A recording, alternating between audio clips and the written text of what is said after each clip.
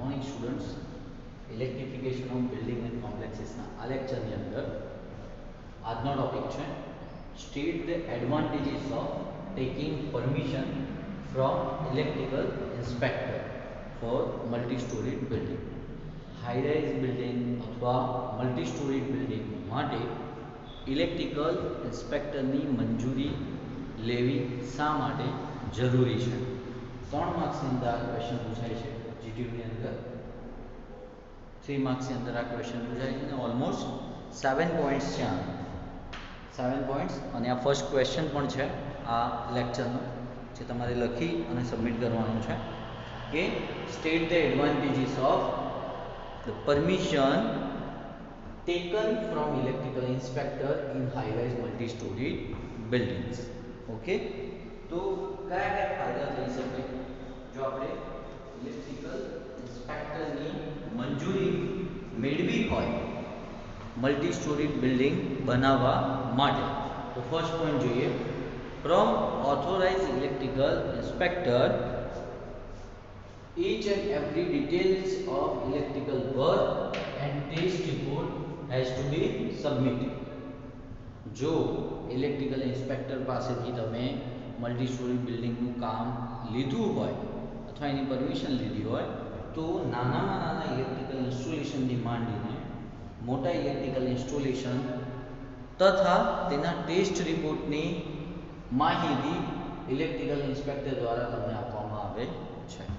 Second point, if installation is done as per statement then decided fees has been paid to him. જો કયા પ્રમાણે statement પ્રમાણે કાર્ય થયું હોય તો જ નિયત ફી ચૂકવવાની રહેતી હોય છે. Third point is electrical inspector provide no objection certificate. કોઈ કાર્ય માટે કાર્ય પૂરું થાય તો તેના માટેની નો ઓબ્જેક્શન સર્ટિફિકેટની જોગવાઈ રહેલી હોય છે. તે પણ ઇલેક્ટ્રિકલ ઇન્સ્પેક્ટર દ્વારા આપવામાં આવે છે. Fourth point, supply agency May survey of installation site and gives estimation for sanction load. તમારી સાઇટ પર્ટિક્યુલર કોઈ જગ્યાએ બનવાની છે તો જે પણ એજન્સી છે એ એજન્સી પોતાના માણસોને ઇન્સ્ટોલેશન સાઇટ ઉપર મોકલશે, સર્વે કરાવશે અને સર્વે કરાવતાની સાથે તમને કેટલા સેન્કશન લોડની જરૂર પડશે એનો અંદાજ આપશે. gives estimation for the sanction load. Okay. Fifth, arrangement of different substation is required if supply load or sanction load is reach to 100 kilo. અલગથી એક નાનું પોલ માઉન્ટેડ સબસ્ટેશનની જરૂર પડે છે જો સપ્લાય 100 કિલોવોટ સુધીનું હોય તો. 6 point, for multi story building arrangement is required of spare lift for emergency situation. કોઈક આકસ્મિક સંજોગો વસાત ઓકે એક સ્પેર લિફ્ટ ઇમરજન્સી સમય માટે રાખવામાં આવે છે. ઓકે, કારણ રૂટીન લાઈફ માટે જે લિફ્ટ છે એ તો રિક્વાયરમેન્ટ છે જ, પણ એના સિવાય પણ આકસ્મિક સંજોગોને પહોંચી વળવા માટે મલ્ટી સ્ટોરી બિલ્ડિંગમાં ઇમરજન્સી લિફ્ટની વ્યવસ્થા કરેલી હોય છે. Then last, electrical inspector check the arrangement of fire safety and backup power. Site ઉપર અથવા મલ્ટી સ્ટોરી બિલ્ડિંગમાં ફાયર સ્પોટ ડિટેક્ટર છે કે નહીં, ફાયરના નોર્મ્સ ફોલો થયા છે કે નહીં, ઓકે, એની સાથે સાથે કોઈક આકસ્મિક સંજોગને પહોંચી વળવા માટે બેકઅપ પાવરની જરૂર છે તો બેકઅપ પાવર કઈ રીતે મળશે અથવા તેની કોઈ પણ પ્રકારની અરેન્જમેન્ટ કરેલી છે કે નહીં એ કોણ આપણને ક્રોસ ચેક કરી આપશે? ઇલેક્ટ્રિકલ ઇન્સ્પેક્ટર, કે જે હાઈ રાઇઝ મલ્ટી સ્ટોરી બિલ્ડિંગનું ઇરેક્શન જોઈ રહ્યા છે. એટલે અંદાજે 7 પોઈન્ટ થાય છે કે ઇલેક્ટ્રિકલ ઇન્સ્પેક્ટર પાસેથી મંજૂરી મેળવવાના આટલા ફાયદા થતા હોય છે. ઓકે, એટલે જો એમની પાસેથી મંજૂરી મેળવવામાં આવે તો ઓલમોસ્ટ ઇમરજન્સી સિસ્ટમ્સ, પછી મલ્ટી સ્ટોરી બિલ્ડિંગની રિક્વાયરમેન્ટ્સ ફૂલફિલ કરી શકાય છે. એટલે 3 માર્ક્સમાં જો આ પ્રશ્ન પૂછાય તો તમારે આ 7 મુદ્દા તમારે લખવા પડે. આના પછી આ ચેપ્ટરની અંદર કેસ સ્ટડી છે સબ સર્કિટના, કે પર્ટિક્યુલર લોડ માટેની સબ સર્કિટ શોધી આપો, વાયરિંગ ડાયાગ્રામ દોરો, કેબલ કંડક્ટર કેટલા એમ્પિયરનો યુઝ કરવો અથવા કેટલા સ્ક્વેર એમએમનો કેબલ યુઝ કરવો. ઓકે, તો હવે આપણે કેસ સ્ટડી જોઈશું આ લેક્ચરની અંદર. સાથોસાથ આ લેક્ચર હવે સેકન્ડ ચેપ્ટર હવે પૂરું થવા જઈ રહ્યું છે. તો 2 પ્રશ્નો થશે તમારા ટોટલ આજના. એક તો પરમિશન માટેનો એક ક્વેશ્ચન થશે, પ્લસ જે હું એક્ઝામ્પલ કરાવીશ કેસ સ્ટડીનું એની સાથે એક અનસોલ્ડ એક્ઝામ્પલ તમને ક્લાસરૂમમાં આપીશ એના જેવો છે. તો તમારે ગણી અને તમારે 2 ક્વેશ્ચન સબમિટ કરવાના રહેશે. ઓકે, તો જોઈએ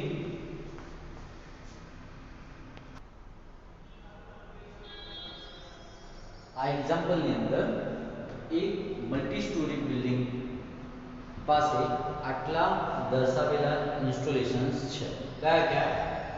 તો T5 ટ્યુબલાઇટ 20 નોસ 20 નંગ, સીલિંગ ફેન 18 નંગ, 3 pin 5 ampere socket 18 points, 3 pin 15 ampere sockets 3 nos. તો તમારે number of points, total load, number of sub સર્કિટની જરૂરિયાત, કેટલી સબ સર્કિટની જરૂરિયાત પડે, ઓલમોસ્ટ 4 માર્ક્સની અંદર પૂછી શકે. ઓકે, આ એક્ઝામ્પલ નથી ગણવાનું, ક્લાસરૂમની અંદર હું તમને સ્ટેટમેન્ટ ચેન્જ કરીને બીજું એક્ઝામ્પલ આપીશ. ઓકે, અનસોલ્વ સોલ્વ આ રીતે થશે જે રીતે હું કેસ સ્ટડી સોલ્વ કરવા માટે કહું છું. ઓકે, આમાંથી 1-2 વસ્તુ તમે વાયરિંગની અંદર જોઈ ગયા છો, વાયરિંગ એસ્ટિમેશન એન્ડ કોસ્ટિંગની અંદર. પણ જો કોઈને બ્રશઅપ ના થયું હોય તો ફરીથી એક વખત જોઈ લઈએ. તો આને સોલ્વ કરવા માટે સૌથી પહેલા ટોટલ લોડ્સ કેલ્ક્યુલેટ કરી લેવાનો. ઓકે, તો તમારી પાસે જે લોડ દર્શાવ્યો છે T5 ટ્યુબલાઇટ છે. હવે T5 ટ્યુબલાઇટ હોય તો એના વોલ્ટેજ આપણે કેટલા ગણીએ છીએ? 28 વોટ. 28 વોટ. ઓકે, પછી સીલિંગ ફેન છે તો સીલિંગ ફેનના આઈડિયલ આપણે 60 વોટ જેટલા કન્સિડર કરીએ છીએ. 60 વોટ. 5 એમ્પિયર 3 પિન સોકેટ છે. એક સોકેટ માટે આપણે 100 વોટ ગણીએ છીએ. 100 વોટ. અને 15 એમ્પિયરનું જે સોકેટ છે તો એના માટે 1000 વોટ ગણીએ છીએ. ઓકે, હવે ટોટલ વોટ ગણીએ. સૌથી પહેલા ટોટલ વોટ ગણીએ આપણે. તો જો એક બાજુ T5 ટ્યુબલાઇટ 20 નંગ 28 વોટ. ઓકે, પછી ceiling fan 60 watt 18 nos, 5 ampere socket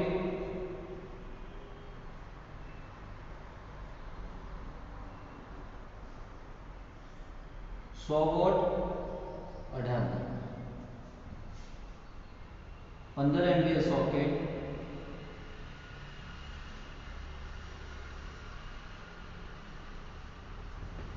1000 vote અને 3 નંગ.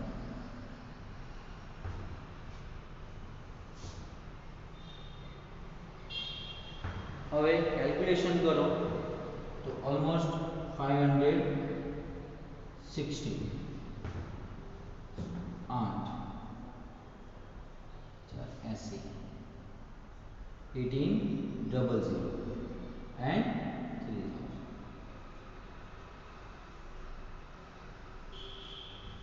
टोटल लोड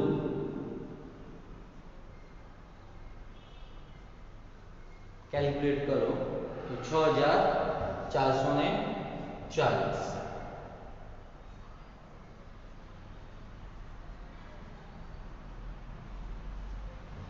આટલો લોડ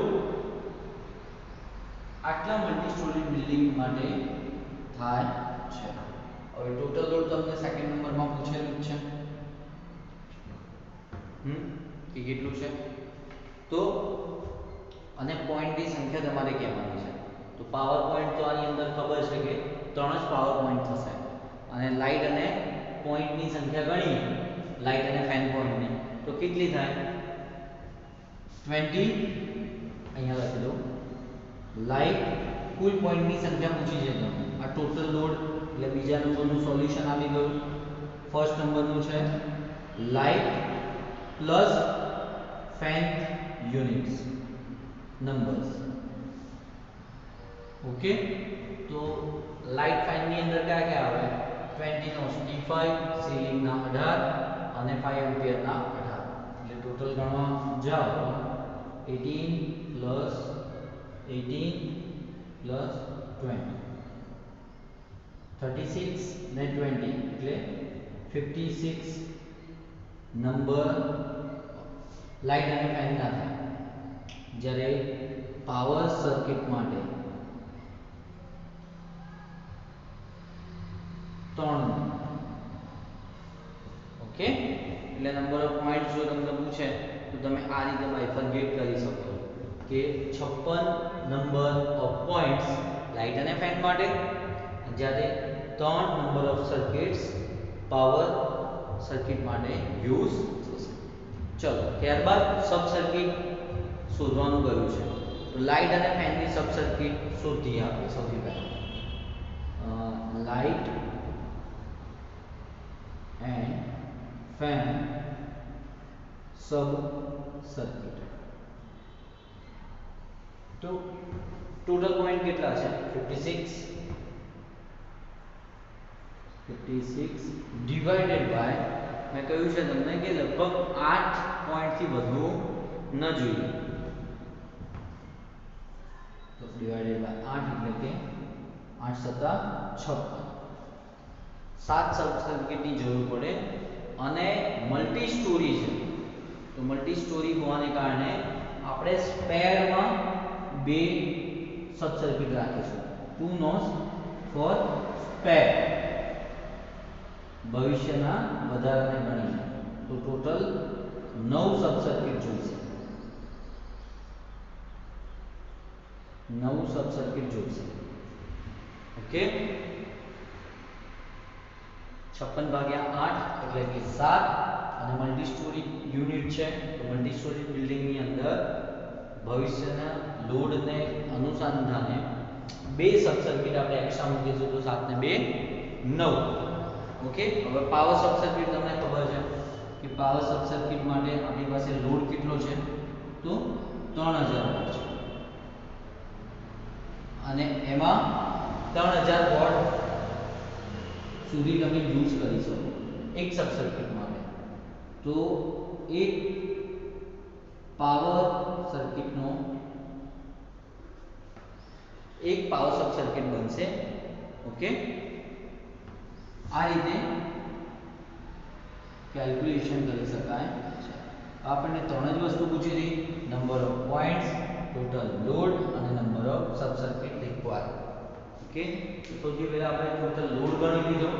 T5 ટ્યુબલાઇટ જો તમને પૂછાય કોઈ બી સંજોગોમાં કે T5 ટ્યુબલાઇટ છે તો તમારે 28 વોટ કન્સિડર કરવાના રહેશે. જો 28 વોટ કરતાં વધારે એટલે કે તમે 40 વોટ્સ કે એવું કન્સિડર કરશો તો તે T5 ટ્યુબલાઇટના વોટેજ હશે નહીં અને તમારો આન્સર રોંગ આવશે. એક વખત તમે વોટેજ ગણવામાં જો ભૂલ કરી તો ટોટલ વોટ્સ ઓછા આવશે, ટોટલ વોટ ઓછા આવશે તો એની સાથે સાથે નંબર ઓફ જે લાઇટ અને ફેનની સબ સર્કિટના પોઈન્ટ્સ છે એનું કેલ્ક્યુલેશન ખોટું આવશે, અને પછી તમારો લાસ્ટનો જે આન્સર છે સબ સર્કિટની સંખ્યા શોધવાનો તે પણ તમારો ખોટો આવશે. એટલે ખાસ ધ્યાન રહે કે જ્યારે પણ તમે લોડ ડિસાઇડ કરતા હો, પ્રોબેબલી તમને એક્ઝામની અંદર ક્યારેક આપેલું હોય અને ન આપેલું હોય એટલો અંદાજ લગાવવાનો કે સીલિંગ ફેન માટે આપણે 60 વોટ ગણીએ છીએ, લેમ્પ માટે પણ ઓલમોસ્ટ 60 વોટ ગણીએ છીએ, 3 પિન 5 એમ્પિયર સોકેટ હોય તો 100 વોટ, 3 પિન 15 એમ્પિયર સોકેટ હોય તો 1000 વોટ, અને સિમ્પલ ટ્યુબ લાઇટ હોય તો 40 વોટ્સ, જો T5 કહ્યું હોય તો 28 વોટ. આ રીતે ગણવામાં આવે છે. ઓકે, એક બીજો પણ એક્ઝામ્પલ છે કે જેની અંદર તમને સબ સર્કિટની સંખ્યાની સાથે સાથે વાયરની સાઇઝ અને સ્વિચનું રેટિંગ પણ પૂછી શકે છે કે સ્વિચનું રેટિંગ જણાવો. એ પણ એક્ઝામ્પલ જોઈ લઈએ એટલે આપણા જે બે કેસ સ્ટડી છે એ બંને કેસ સ્ટડી પૂરા થઈ જાય. ઓકે, અહીંયા આકૃતિમાં દર્શાવ્યા પ્રમાણે એક ફિગરની અંદર એક પ્લાન આપેલો છે રેસિડેન્શિયલ હાઉસ. આવી આકૃતિ પણ આપી છે કે જેની અંદર લાઇટ પોઈન્ટ સારી રીતે દર્શાવ્યા છે માર્કિંગ કરીને. ઓકે, હા, અને આ ફેન પોઈન્ટ છે. ઓકે, કિચન, ડ્રોઈંગ રૂમ, વરંડા અને લેઆઉટ છે.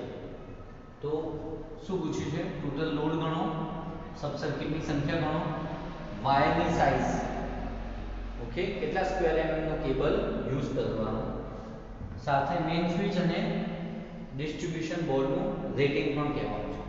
તો આવી આકૃતિ પરથી પણ તમને આપ્યું હોય, ઓકે, તો તમે કેલ્ક્યુલેટ કરી શકો કે ભાઈ નંબર ઓફ પોઈન્ટ્સ, તો લાઇટના પોઈન્ટ કેટલા છે? લાઇટ પોઈન્ટ બરાબર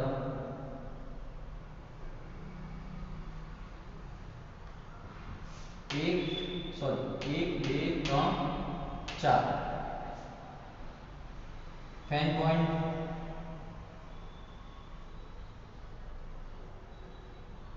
1. ઓકે, હવે ટોટલ પોઈન્ટ ગણ લીધા, number of points, total load ગણો. અહીંયા લખતો જાઉં છું ટોટલ લોડ. ઓકે, તો લાઇટ પોઈન્ટ છે, તમને કીધું નથી કે વોટ્સ કેટલા છે, તો આપણે કેટલા ગણવાના? 60. ફેનના પણ કેટલા ગણવાના? 60. તો 4 ગુણ્યા 60 પ્લસ 1 ગુણ્યા 60 એટલે કે 240 પ્લસ 60, તો અંદાજે કેટલા થશે? 300 વોટ્સ. 300 વોટ્સ થયા લાઇટ અને ફેનના. આપણને ખબર છે કે કુલ વોટ 800 વોટથી ઓછા હોય તો એક જ સબ સર્કિટની જરૂર પડે. ઓકે, તો ત્યાં તમે લખી શકો કે ભાઈ એક સબ સર્કિટની જરૂરિયાત પડશે, કારણ કે તમને પૂછ્યું શું છે કે ટોટલ લોડ અને સબ સર્કિટ. હવે સબ સર્કિટ માટે તમે લખશો કે માત્ર એક જ સબ સર્કિટની જરૂર પડશે. Only one sub circuit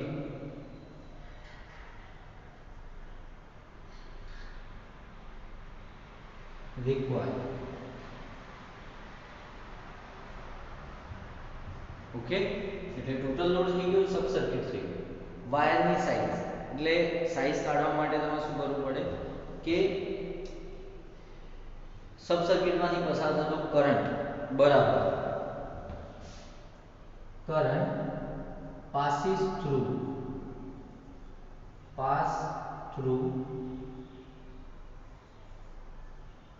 sub circuit બરાબર watts and watt I equal to P by V. તમને ખબર છે કે 300 વોટ છે અને ઘરનું વાયરિંગ લેઆઉટ છે 240, તો અંદાજે 30/24 એટલે કે 1.25 એમ્પિયર.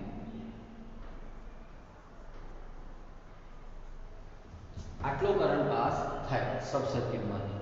જો આટલો કરંટ પાસ થતો હોય તો તમે કહી શકો કે 1 સ્ક્વેર mm જેવો કોપરનો અથવા 1.4 સ્ક્વેર mm એલ્યુમિનિયમનો કંડક્ટર વાપરવામાં આવે. કારણ કે વાયરની સાઇઝ પૂછે તો તમે લખી શકો છો 1.1 और 1.4 square mm aluminium cable is required. કારણ કે આપણે કીધું છે કે 1 સ્ક્વેર mm બરાબર 8 એમ્પિયર થાય, એટલે તમને ખબર છે કે 1.25 એમ્પિયર સર્કિટમાંથી પસાર થશે તો એને કોઈ પ્રોબ્લેમ નહીં થાય. આના પરથી મેઇન સ્વિચ અને ડિસ્ટ્રીબ્યુશન સ્વિચનું રેટિંગ નક્કી કરીએ. તો મેઇન સ્વિચ 200, આ યાદ રાખજો, main switch 250 volt 16 ampere. Okay 250 volt 16 ampere. DPIC double pole iron clad switch fuse unit સાથે સ્વિચ ફ્યુઝ યુનિટ સાથે વાપરવામાં આવે છે. કોની વસ્તુ? મેઇન સ્વિચ માટે. જ્યારે ડિસ્ટ્રીબ્યુશન બોર્ડ એટલે કે DB rating 250 volt 16 ampere. Distribution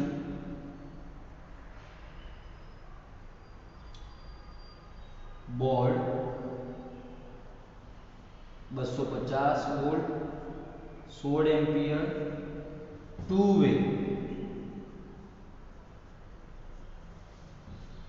वे આયન ક્લેડ